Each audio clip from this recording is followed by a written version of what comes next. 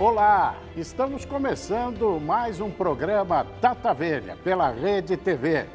Programa que tem a direção executiva do Dr. Arnoldo Valde Filho, com o apoio da rede social Amo Direito. Eu sou Luiz Flávio Durso e o Data Vênia recebe hoje um jovem brilhante, membro do Conselho Nacional de Justiça, advogado de formação, que é o Dr. Henrique Ávila. Bem-vindo ao nosso programa. Muito obrigado, Durso. Eu que agradeço. Estar aqui é um prazer muito grande. Obrigadíssimo pelo convite. Estar aqui com você, que é um expoente da nossa advocacia e agora esse brilhante apresentador. Muito obrigado.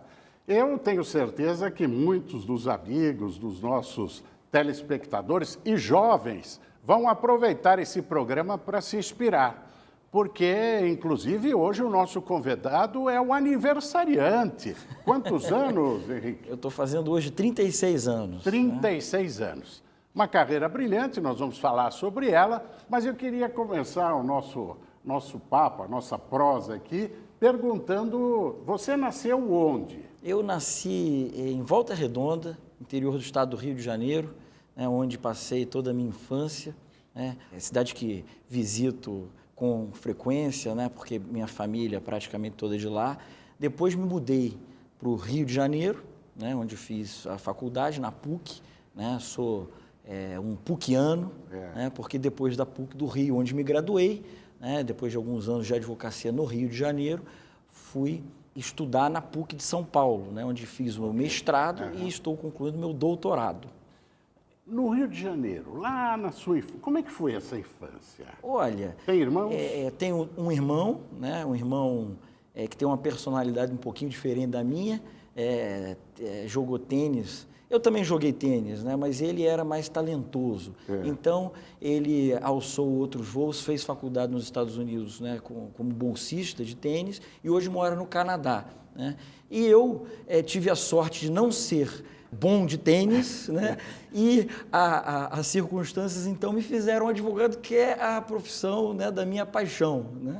E essa infância em Volta Redonda, depois do Rio de Janeiro, como é que foi? Você sonhava em estudar direito? Eu sempre fui uma criança e um jovem muito contestador. Então, é muito interessante. As pessoas, os professores, as pessoas com quem eu me relacionava na adolescência sempre me diziam, você vai ser advogado e coisa e tal.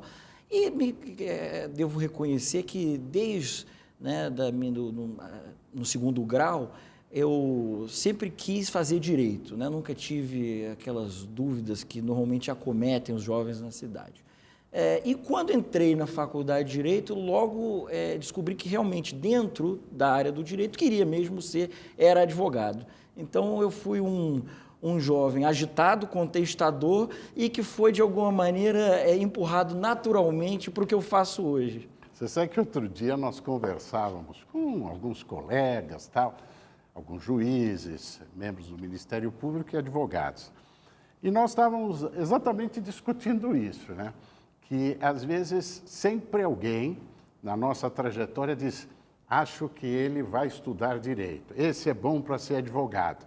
E as razões são as mais diversas, ou porque o indivíduo é muito expansivo, é muito falante, diz, esse vai ser bom advogado. Se o sujeito é muito quieto, mas é alguém que pensa bastante, diz, esse vai ser advogado. E assim por diante, sempre há uma justificativa para estimular alguém a fazer. Ou se o sujeito não vai bem, por exemplo, em matemática, vai ser advogado. Que aí é o meu caso. Matemática sempre foi um grande problema. Mas, efetivamente, depois desse ingresso na faculdade da PUC do Rio de Janeiro, pergunto lá, durante esse período, qual a matéria que mais lhe atraía? Qual a área do direito que você mais se identificou ainda como estudante? Olha, desde o início eu sempre gostei de processo civil, E foi, aliás, o processo civil que me permitiu conhecer né, aquele que viria a ser um dos meus mestres, que é o professor Sérgio Bermudes, né, um dos extraordinária processualistas do Brasil. Não obstante os apelos dele, eu devo registrar isso aqui, de que eu, na verdade, estudasse o direito material. E ele sempre me dizia, o direito material é mais importante. E olha que é um processualista quem está dizendo e coisa e tal, né? Isso sempre nas lições dele para os seus alunos, né? Mas realmente o processo civil, que é a matéria que eu dou aula, que é a matéria na qual eu me especializei, me especializo, né?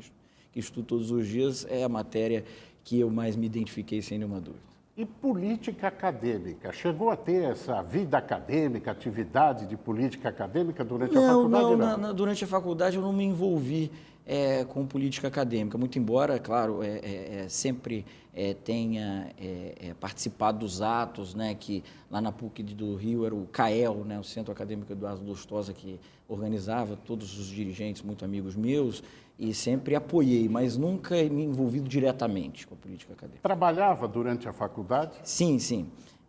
A história é interessante. Eu me dedicava bastante à faculdade, né? Fui um aluno bastante aplicado, na faculdade, posso dizer isso, e sempre tive aula com grandes professores, né? A PUC do Rio sempre ofereceu um quadro fantástico, né, no seu corpo docente. Mas um especial me chamou muita atenção, né, que orientou o meu futuro, que foi quando eu resolvi, né, pegar a optativa do professor Sérgio Bermudes, né? E me recordo com muito carinho que numa dessas aulas, ele, ao final, eu tirando algumas dúvidas, ele virou-se para mim e disse, né, essas são palavras que eu nunca vou esquecer, ele disse: Henrique, eu vejo em você um rapaz de muito potencial, de maneira que eu gostaria de convidá-lo para ser meu estagiário, ser estagiário do meu escritório. Obviamente fui, Legal isso. né, e isso ali começou a minha carreira na advocacia, como estagiário, né, a gente costuma, eu realmente fui aquele estagiário de gastar sola de sapato no fórum, fui a vários fóruns de outros estados, inclusive, né, em processos, né, que o escritório pegava em outros estados. Eu costumo dizer que eu fui aquele estagiário realmente e sou advogado hoje, também licenciado embora, mas com esse perfil do balcão do fórum, né, do cartório, com a marca do balcão marcada na gravata. Né? Há quem diga, aquele que encosta o umbigo no balcão. Exatamente. Militante. Exatamente. Eu sempre fui esse estagiário e sou esse advogado, né, com muito orgulho. Esse estágio começou em que ano da faculdade? Você estava... Eu estava já me encaminhando para o final da faculdade, para lá um pouquinho da metade. Foi em 2004, eu me formei em 2006. Foi em 2004 que eu comecei a estagiar no escritório. Em seguida, prestou exame da OAB. E aí, prestei o exame da ordem e fui aprovado. A generosidade, né, dos meus, então, colegas de escritório me permitiram que eu fosse efetivado, né, e no escritório, trabalhando ao lado do professor Sérgio Bermudes, permaneci até assumir o cargo no Conselho Nacional de Justiça.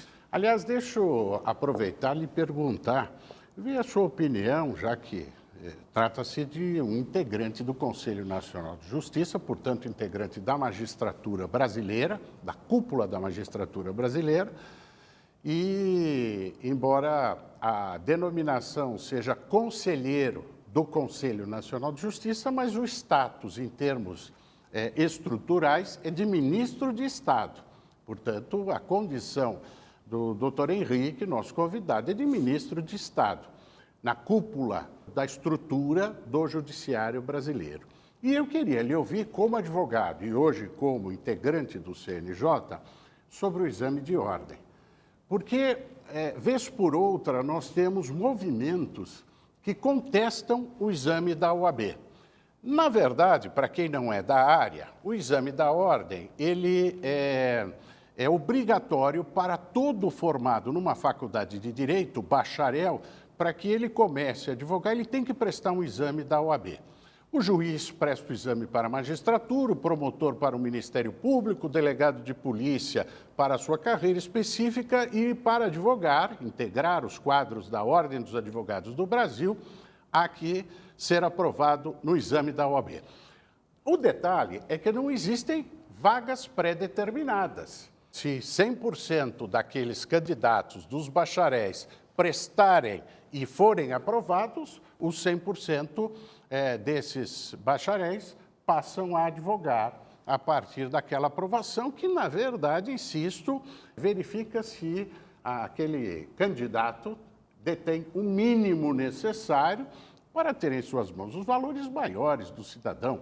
A sua liberdade, a honra, o patrimônio do cidadão está em suas mãos. E o exame de ordem é bastante contestado por um segmento, principalmente daqueles bacharéis que ainda não lograram aprovação. 85% dos bacharéis são reprovados no exame de OAB. Pergunto ao nosso convidado, ao Henrique, se o exame da OAB ainda é necessário. Como é que é a sua visão sobre isso? Olha, Dulcio, eu, ainda quando advogado, antes de assumir o cargo no CNJ, já tinha uma percepção muito clara de que o exame da ordem era indispensável, né? Porque a lida com a justiça, a lida diária com a justiça nos mostra a relevância e a responsabilidade que é advogar com qualidade. Porque mais do que fazer uma petição a um juiz ou dar uma orientação ao cliente, na verdade, o direito do cliente, né, que está em jogo. É o patrimônio do cliente, muitas vezes a vida, vejam nos casos de saúde que nós temos diariamente, né? E quando fui para o Poder Judiciário, né, a função que honrosamente eu ocupo hoje, do lado de cá do Poder Judiciário, eu vejo isso ainda com maior claridade, porque quando hoje a gente vê, analisando os números do Poder Judiciário, por exemplo, veja, o Poder Judiciário hoje está assoberbado de ações, nós temos cerca de 100 milhões de ações em curso hoje no Poder Judiciário, né? Imagine você, né, se isso for feito de qualquer maneira, de qualquer jeito. Nós teríamos seguramente 200 milhões de ações e os juízes enlouquecidos para se livrar de muitas delas seguramente ineptas, né? Eu estou dando só um exemplo, mas por que da razão de que esse exame prévio é muito saudável? De novo, não só para o advogado, né, que obviamente ganha um certificado, né, para advogar, não, mas para a sociedade em si. É uma segurança, é uma garantia da sociedade que ela terá a melhor orientação jurídica. Você sabe que quando eu presidi a OAB aqui em São Paulo, o Conselho Regional de Medicina nos procurou para buscar a expertise da OAB na aplicação desse exame, objetivando aplicar também na área da medicina. E penso que todas as carreiras deveriam ter uma aferição, mínima que fosse, para que o profissional pudesse estar habilitado. Eu concordo plenamente. Veja, muitas vezes o argumento para dizer, eu vejo, né, nas notícias, para dizer que a prova da OAB é impertinente, é justamente que outras profissões não têm. O que, na verdade, deveria significar que as outras profissões deveriam ter, né? Não precisamos nivelar por baixo as coisas, precisamos nivelar pelo alto, né? Pelas coisas que estão caminhando adequadamente, né? E comungamos dessa opinião. Exatamente. Henrique, você é casado? Eu sou casado com a Renata. Quantos filhos? Tenho 2 filhos, o Guilherme, de 7 anos, e a Gabriela, de 5 anos. Já moro em São Paulo há 10 anos, portanto, os meus filhos nasceram em São Paulo, mas quero dizer que já os fiz flamenguistas, isso é algo que eu já consegui, Nós vamos já falar quero sobre destacar.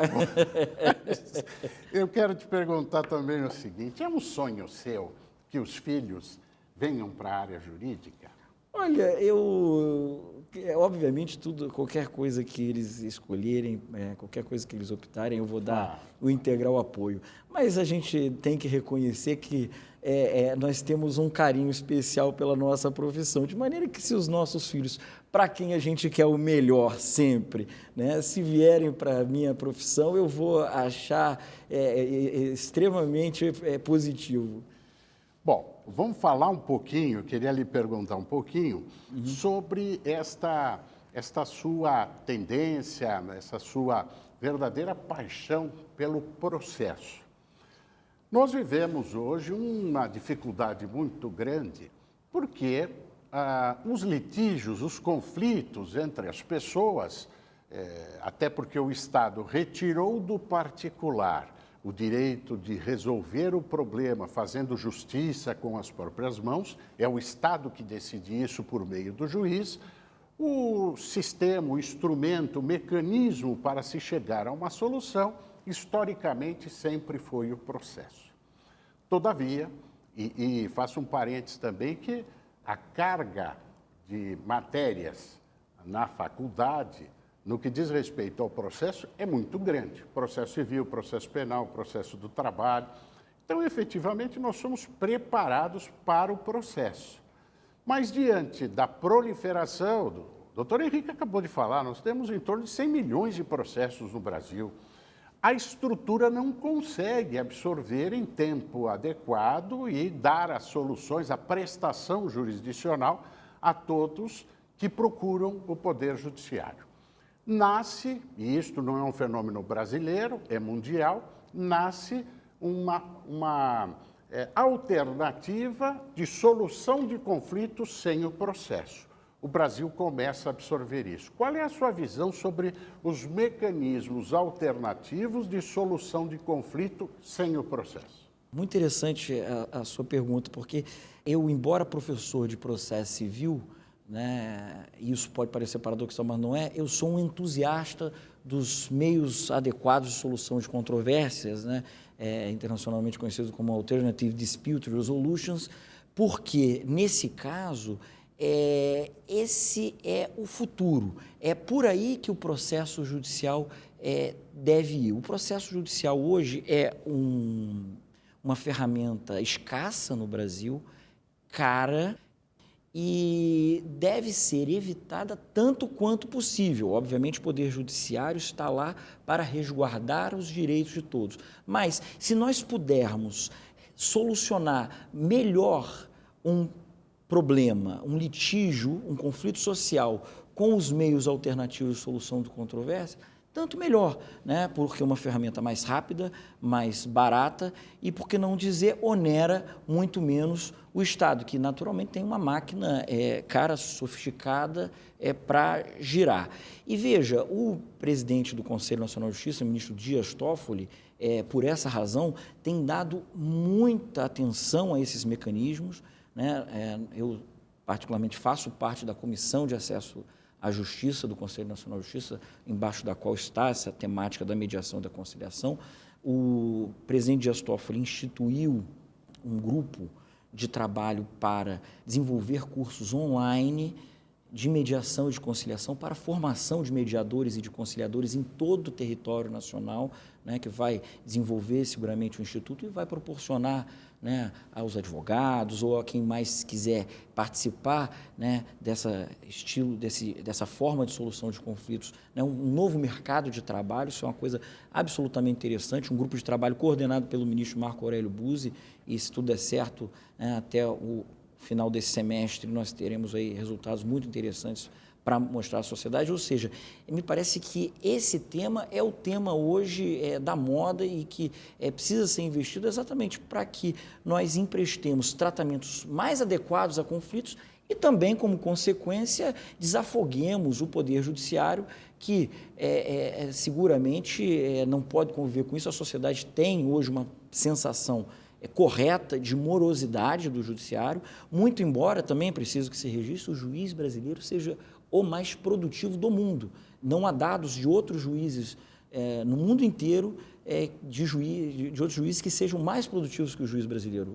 Ou seja, o que significa dizer que o juiz brasileiro trabalha muito, são 18 mil juízes, cerca de 18 mil juízes no Brasil hoje, trabalha muito para dar conta e ainda assim não consegue, porque, obviamente, não vence uma demanda que não para de crescer.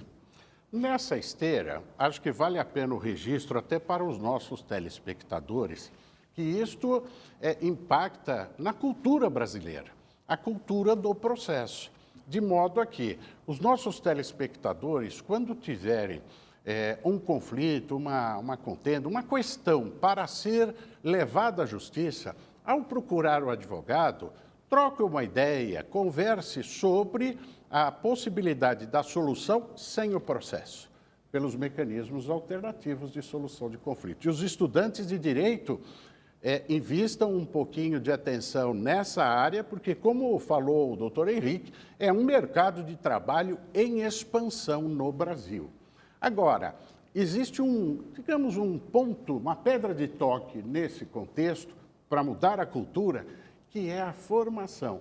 Nós precisaríamos, quem sabe, trabalhar um pouquinho mais na grade curricular das faculdades, para que tivéssemos, obrigatoriamente, essas matérias ministradas. Exatamente, perfeitamente. Eu costumo dizer, inclusive, nas aulas e nas palestras, que nós temos uma sociedade eminentemente adversarial, né? A nossa cultura é de litígio e tal. E isso, obviamente, precisa mudar. E essa mudança passa também pelas faculdades de Direito, porque nós, quando fizemos a nossa faculdade, nós não tínhamos matéria de mediação, de conciliação, tínhamos recursos, sentença, coisa julgada, né, limites objetivos e subjetivos da coisa julgada, quer dizer, condições de ação e tal.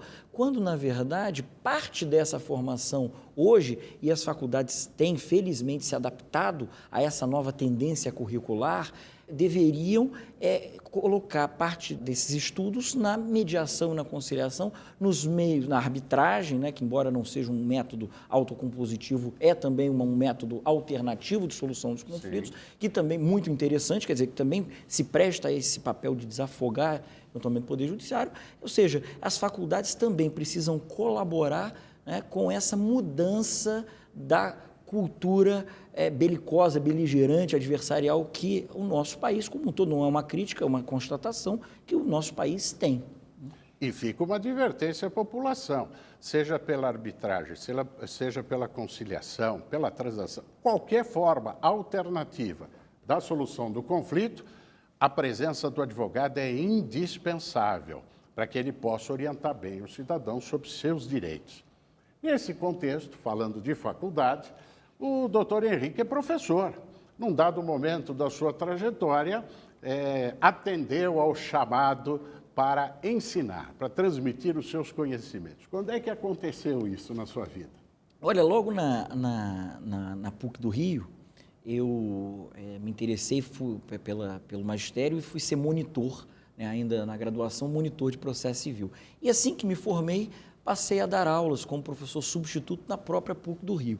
Quando vim para São Paulo, né, já ingressei imediatamente no mestrado, também em processo civil, e passei a dar aulas também como professor assistente na PUC de São Paulo. E hoje, né, mais em Brasília do que em São Paulo, dou aulas no Instituto Brasiliense de Direito Público, o IDP, né, em Brasília. Quem foi o seu orientador? A minha orientadora no mestrado e no doutorado, que eu estou terminando, é a professora Tereza Rudalvini, a nossa querida Didi, né? Hoje uma amiga de Letícia. Aliás, a família inteira. A família inteira, são todos amigos queridos. Poderosíssimo. Exatamente. Na área jurídica. Muito bem, um abraço à querida professora. Nesse contexto, também nós verificamos, tanto como estudante e como professor, que a formação do bacharel, aquele que vai ser advogado, juiz, promotor, delegado, enfim, esta formação ela tem uma carga humanística muito intensa. Não é só técnica.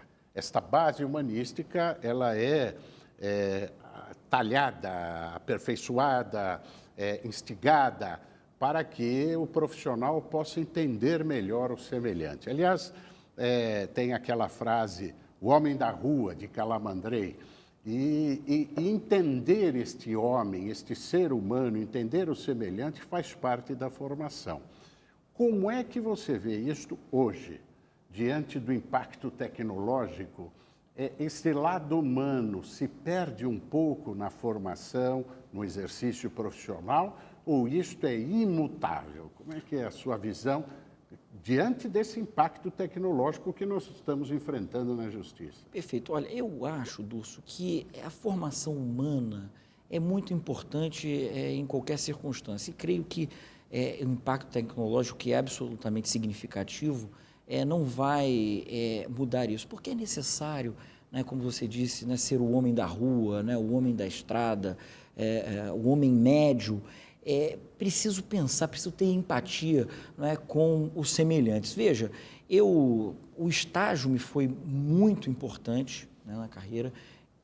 por uma circunstância da vida, uma sorte mesmo, tive a oportunidade de estar num lugar que me permitiu conhecer muitos estados da federação, né, o judiciário de muitos estados da federação, cartórios judiciais, né, de vários cantos do país, e isso me deu uma leitura que me colaborou, inclusive, Dulce, eu estou falando, né, dessa importância, né, dessa visão humana das coisas, me deu para a minha candidatura ao Conselho Nacional de Justiça. Quando fui indicado pelo Senado Federal, nunca tinha pisado no Senado Federal, já conhecia os trabalhos do Senado por conta do Código de Processo Civil, que lá havia sido aprovado há pouco tempo, e comecei quando falava com os senadores, currículo em punho, né, os senadores me indagavam isso, mas você já teve no meu estado e coisa e tal? Eu falei assim, já tive julgamento de 1, 2, 3, 5 processos e coisa e tal, quer dizer, embora a minha atividade de advocacia tenha se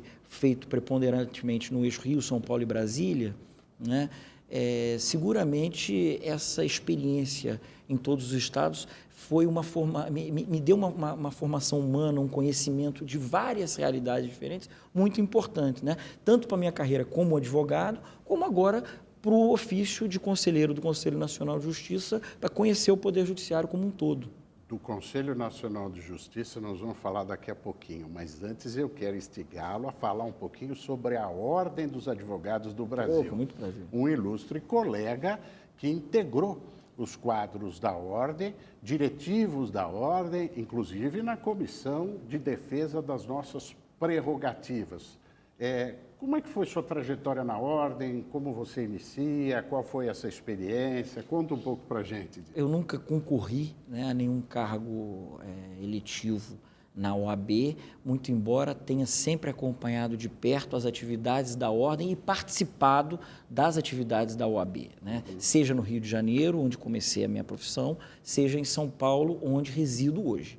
Eu fui, né, da Comissão de Prerrogativas da OAB de São Paulo, que foi uma atividade muito interessante para mim, né, ver como as prerrogativas no Brasil são violadas e como elas devem ser respeitadas, a importância delas serem respeitadas também, não só para o advogado, mas fundamentalmente para toda a sociedade. Quer dizer, para ter uma sociedade respeitada é preciso que o advogado tenha as prerrogativas garantidas e observadas. E isso me fez compreender muito o papel da Ordem, né? Que é um papel institucional espetacular.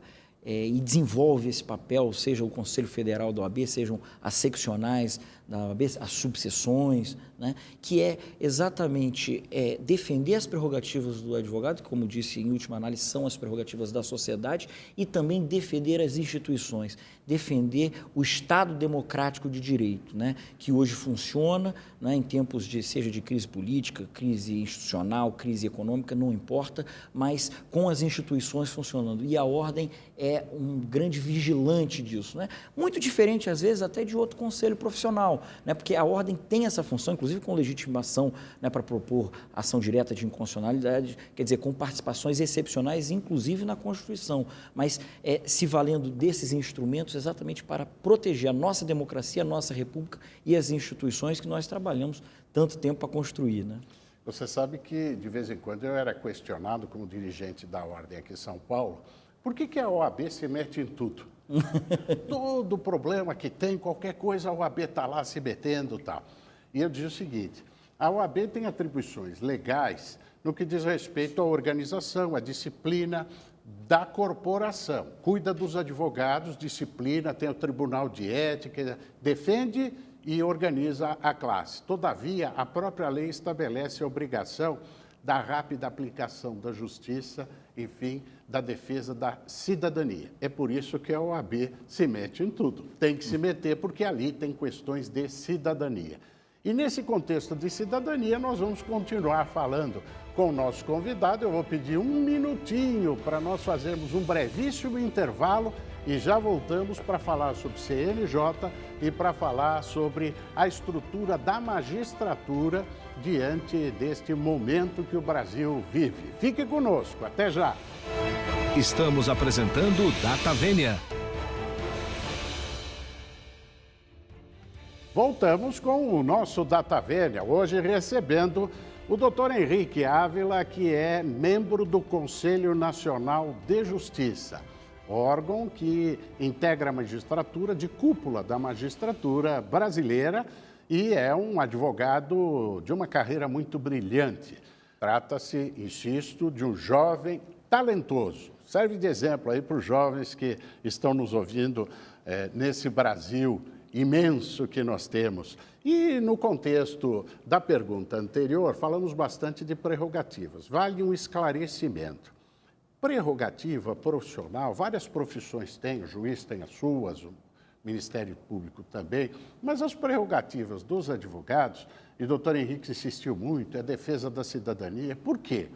Porque são condições legais que dotam, que guarnecem o advogado para que ele possa exercer bem o papel de defender os direitos do cidadão. Vou dar um exemplo. O advogado chega a uma delegacia, foi procurado por um cliente. O cliente tem uma questão, uma investigação, um inquérito policial. O advogado tem o direito de ver aquele inquérito. O interesse não é do advogado, o interesse é daquele cidadão que procurou o advogado. Há um processo no fórum. As partes estão lá discutindo uma questão. O advogado tem o direito de ter acesso à prova que está sendo produzida no interesse do seu cliente. O advogado tem o direito de intervir, de falar perante qualquer autoridade. E isto para quê? Para proteger os direitos do cidadão. Então é importante esse esclarecimento, porque prerrogativa de advogado não é privilégio, mas são condições que a lei estabelece para que o advogado possa bem exercer a defesa do cidadão. Nesse contexto, o doutor Henrique Ávila explicou muito bem a importância dessas prerrogativas e trata-se de alguém, e aqui fica também um questionamento, uma pergunta, alguém que estava dos dois lados do balcão. Até ontem estava exercendo plenamente a advocacia, com atividade inclusive na OAB, e hoje integra os quadros da magistratura brasileira. Mudou a visão no que diz respeito ao exercício da advocacia depois que passou a integrar a magistratura? Não, na verdade não. Do lado de cá do balcão, né, na sua metáfora muito feliz, nós vemos cada vez mais a importância da advocacia, né? Eu, do lado de cá no balcão, me entusiasmo cada vez mais com a advocacia, porque lá nós recebo advogado, né? Os advogados despacham comigo, muitas vezes juízes e desembargadores, né? Porque como um órgão administrativo que eles despacham também conosco, e isso é tudo muito interessante, você vê o lado de quem está postulando, né? E cada vez mais a advocacia parece fundamental, se mostra fundamental para a sociedade, na minha visão. Além do que, previsão constitucional estabelece que somos indispensáveis à administração da justiça, pelo artigo 133 da Constituição brasileira. Falamos bastante sobre o Conselho Nacional de Justiça e agora nós estamos falando também para uma população leiga. Eu queria que o doutor Henrique explicasse o que é o Conselho Nacional de Justiça. Um órgão novo, não existia na história brasileira, ele com a reforma do judiciário foi constituído e o que é, para que serve? Explica um pouquinho para este cidadão leigo que está nos assistindo.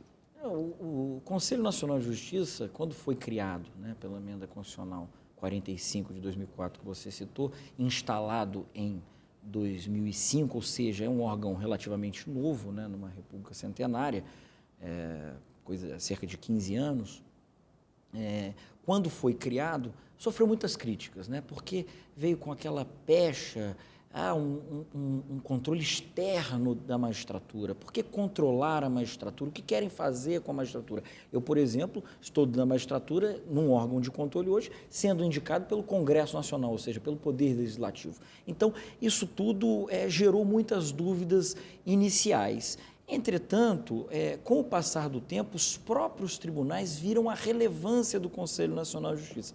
Se perguntar para um leigo, né, por exemplo, para minha mãe, né, que é engenheira de formação, né, e obviamente não tem formação jurídica, não entende, né, detalhamento das circunstâncias jurídicas, ela vai dizer que o CNJ está lá para punir juiz, né?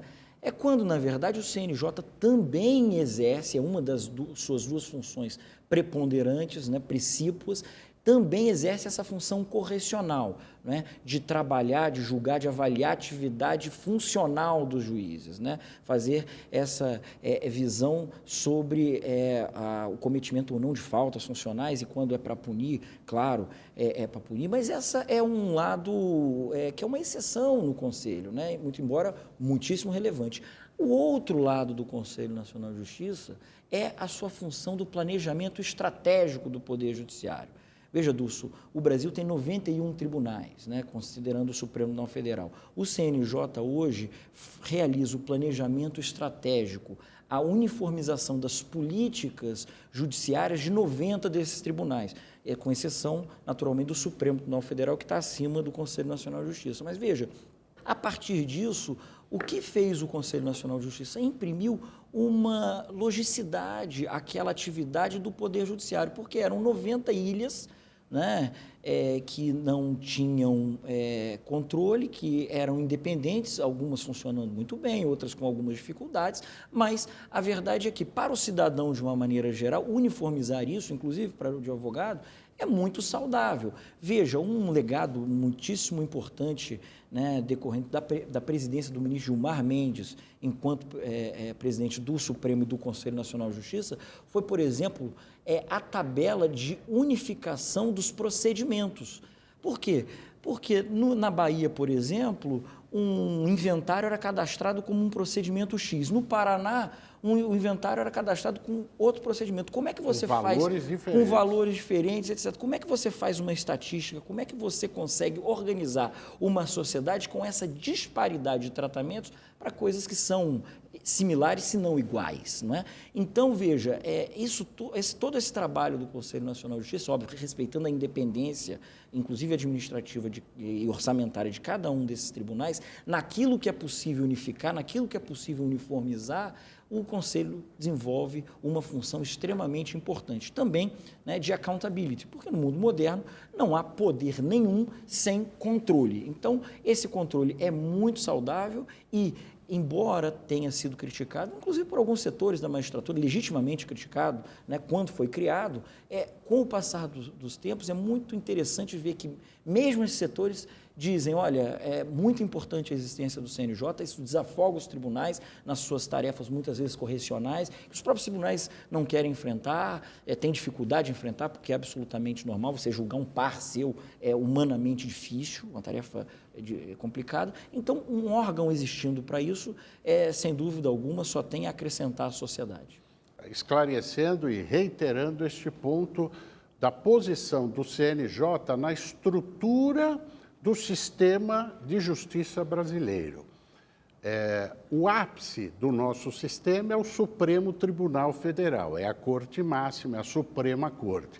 O CNJ está abaixo do Supremo, mas acima de todos os outros tribunais no que diz respeito às suas duas atividades básicas, de atividade administrativa, de organizar esse sistema e também correcional. Muito embora, é bom que se lembre sempre, cada tribunal tem a sua corregedoria. Exatamente. Né?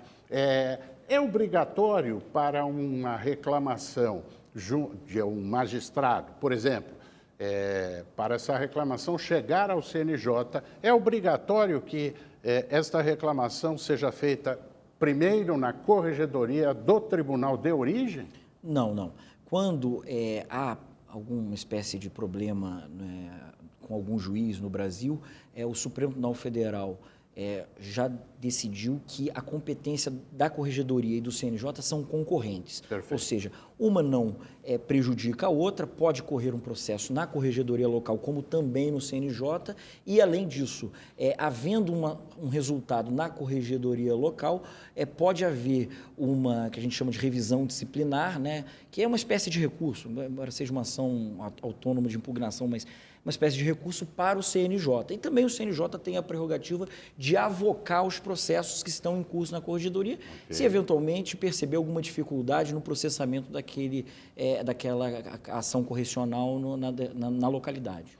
É importante também lembrar que a atividade do CNJ, ela não avança na questão jurisdicional. Vale dizer, a atividade do Conselho Nacional de Justiça, ela não fiscaliza como o juiz decidiu. O juiz, ele tem a liberdade de decidir, correto? Perfeito. De modo que a atribuição do Conselho Nacional de Justiça é na parte administrativa e na parte correcional. Com relação à presidência do Conselho Nacional de Justiça, ela é sempre, esse órgão é sempre presidido pelo presidente do Supremo Tribunal Federal. E a composição é um órgão colegiado, é um órgão que recebe indicações de vários segmentos da sociedade, jurídicos. Como é a composição do Conselho Nacional de Justiça? A composição do Conselho Nacional de Justiça é muito interessante, muito diversificada e, na minha opinião, muito feliz. Veja, o presidente do Conselho Nacional de Justiça é necessariamente o presidente do Supremo, ou seja, tão logo eleito pelos seus pares no Supremo Tribunal Federal, o ministro do Supremo para a presidência, ele também é indicado para a presidência do Conselho Nacional de Justiça. Tem um ministro do STJ, que faz o papel de corregedor nacional, tem um ministro do TST, do Tribunal Superior do Trabalho, e, a partir disso, tem um desembargador do trabalho, um desembargador federal, um desembargador estadual. Um juiz do trabalho, um juiz federal e um juiz estadual. 2 membros do Ministério Público, indicados pelo Procurador-Geral da República, um do Ministério Público Estadual e um do Ministério Público Federal, 2 membros da OAB, do Conselho Federal da OAB, e 2 membros do Congresso Nacional, um indicado pela Câmara dos Deputados e um indicado pelo Senado Federal. Essa é a minha cadeira lá no Conselho Nacional de Justiça hoje. As indicações são realizadas por estes órgãos e todas essas indicações são submetidas ao Senado Federal. Ao Senado Federal. Que precisa aprovar esse nome. Exatamente. Já aconteceu alguma vez do Senado reprovar um nome indicado? Não que eu tenha conhecimento. Parece que até hoje as indicações têm sido felizes, né? Mas, em princípio, não que eu tenha conhecimento, que o Senado tenha rejeitado, porque o procedimento no Senado é muito interessante. É uma sabatina na Comissão de Constituição e Justiça, e depois o nome vai para o plenário para a avaliação dos 81 senadores da República, e é preciso alcançar em votação secreta a maioria absoluta dos votos, ou seja, 41 votos para se ter aprovação. Até agora, acho que todos tiveram boa sorte nessa passagem. E isto nesta fase do Senado, porque na origem também tem um processo de votação, de escolha. A OAB recentemente indicou mais 2 membros para o Conselho Nacional de Justiça, um André Godinho em recondução, e o outro Marcos Vinícius para a indicação, e fez lá também uma sabatina perante o Conselho Federal, uma coisa muito interessante para avaliar a aptidão dos candidatos, e aí foram indicados pelo Conselho Federal da OAB e agora estão com nomes submetidos ao Senado Federal exatamente para esse procedimento de sabatina e aprovação. Importante também dizer que é mandato. Não é que nem a condição do ministro do Supremo Tribunal Federal ou de um juiz de carreira, que a sua carreira é vitalícia. Ele permanece no cargo com as suas promoções, etc., até a aposentadoria. Para o Conselho Nacional de Justiça, o mandato é São de 2 anos, reconduzíveis por mais 2. Uma única vez? Uma única vez. No seu caso, você está na recondução. Eu fui reconduzido. Estou no meu 2º mandato, tomei posse em fevereiro deste ano, ou seja, o meu 2º mandato, 2º e último mandato, vai até fevereiro de 2021, se Deus quiser, se tudo der certo. E dará. Agora vamos para um problema, algo que tem incomodado bastante os operadores do direito. Nós falamos há pouco, e você trouxe um dado importante, que temos no Brasil em torno de 90 tribunais. Num passado não muito distante, eram 90 ilhas. E que o CNJ tem procurado articular isto numa visão global. Mas ainda assim nós temos uma dificuldade muito grande que diz respeito ao sistema de informática. ao processo eletrônico. Alguns tribunais usam determinado sistema diferente de outros, portanto, não há uma comunicação global. O CNJ se ocupou desse tema. Como é que isso está? Evoluiu? Tem boas perspectivas? Tem boas perspectivas. O Conselho Nacional de Justiça, no passado, nem fazia parte da composição ainda, tomou a opção política de uniformizar todos os sistemas de informática do Brasil. Indispensável. Exatamente. E optou pelo PJE, quer dizer, que o próprio CNJ desenvolve a partir da sua equipe, a partir do seu orçamento próprio e tudo mais. Agora, alguns tribunais, naquele momento, já tinham investido dinheiro, energia, treinamento de servidores, etc., com outros programas. Esses tribunais foram excepcionalmente autorizados a permanecerem com aqueles projetos, né, até se adaptarem ao PJE. Né? Mas o Brasil inteiro, por exemplo, a Justiça do Trabalho hoje salvo engano, integralmente formada por tribunais que utilizam o PJE, né? Então, o processo judicial eletrônico, o próprio CNJ também, obviamente, utiliza o PJE nos seus julgamentos, e a ideia é que cada vez mais os outros tribunais adiram a este programa, que é para quê? Para que o cidadão, para que o advogado, para que todos os atores da justiça, os defensores públicos, os membros do Ministério Público, os próprios juízes, possam consultar de uma só forma, né, os seus processos, possam ajuizar ações, possam atuar, né, junto à jurisdição de uma única maneira, e não ter vários tokens, vários cartões, né, um para cada programa, um para cada realidade, um para cada... obviamente, o PJE é um programa que vem sendo desenvolvido, claro, ainda está em desenvolvimento e assim, obviamente, ficará para o resto da sua existência, porque nós todos estamos sempre em desenvolvimento, sobretudo programas de informática, e o ministro Dias Toffoli tem dispensado uma energia, né, muito grande no Conselho ao desenvolvimento do PJE, e creio que num futuro, se tudo der certo breve, esse projeto programático se realizará. É indispensável essa uniformização dos sistemas de todos os tribunais brasileiros. Aliás, o processo eletrônico foi um avanço significativo. Eu, quando comecei, já estou lá com quase 40 anos de advocacia, mas quando eu comecei, ainda havia aqui no Tribunal de São Paulo o processo, alguns manuscritos mais antigos, e o processo era costurado com agulha e barbante. Hoje, nem papel tem mais, entra na tela do computador e acompanha a tramitação, muito mais ágil, um avanço expressivo. Agora, o que precisa é a uniformização dessa linguagem para todos os tribunais brasileiros. E o Supremo Tribunal Federal, falando deste impacto tecnológico, está implantando a sua inteligência artificial. Como é que você vê isso? É positivo? Como é que está isso? Olha, eu acho muito positivo, né? Mas ainda que positivo eu não achasse, é inevitável, né? Okay. O advento da tecnologia, seja no processo judicial, seja nos tribunais, na organização administrativa dos tribunais, mas como na nossa vida em geral, é inevitável. Então, nós temos que nos adaptar e tenho a convicção de que para a prestação jurisdicional isso vai ser muito positivo. Por quê? Porque há vários caminhos que nós podemos abreviar com a inteligência artificial. Você fez referência ao projeto Vitor, né, em homenagem, esse nome em homenagem ao ministro Vitor Nunes Leal, na opinião de muitos, um dos maiores ministros da história do Supremo Tribunal Federal, junto com o ministro Sepúlveda Pertence, né, muitas pessoas colocam os dois como os dois dos maiores ministros da história do Supremo Tribunal Federal. Então, foi uma homenagem ao ministro Vitor Nunes Leal, esse programa Vitor,